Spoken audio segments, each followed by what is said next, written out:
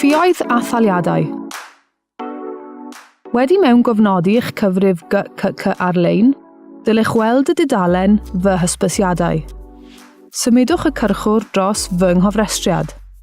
Bydd dewislen yn ymddangos. Dewiswch Ffïoedd a thaliadau. Yma, gwelwch gofnod o ffïoedd y dalwyd o flaen llaw, a ffïoedd sy'n dyledus gyda balans sydd heb ei dalu, yn ogystal â'r opsiwn Talu nawr.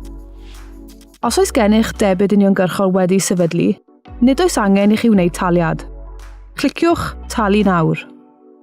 Rydym yn argymell eich bod yn sefydlu debyd uniongyrchol i dalu eich ffi, gan mai dyma'r ffordd fwyaf diogel o dalu.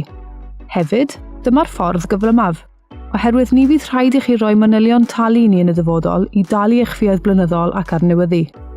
I wneud hyn, dylech gwblhau'r ffurflen gyfarwyddu debyd uniongyrchol. Unwaith rydych wedi darganfod cyfrif, bydd angen i chi ddewis Cadarnhau.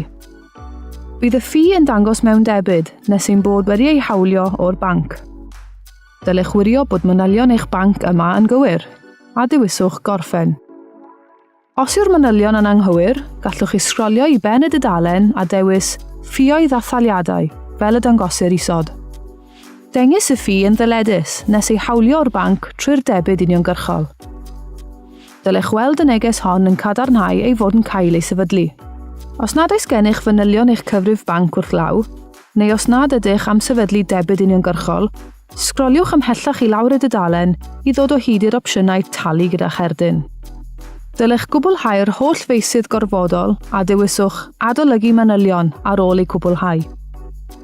Os dewiswch ffïoedd a thaliadau yma, byddwch chi weld bod y balans hwnnw bellach yn 0, ac mae'r ffi ddyledus wedi symud ac mae ganddi dyddiad derbyn. Cewch dderbyneb o'r taliad trwy'ch cyfeiriad e-bost dewisol.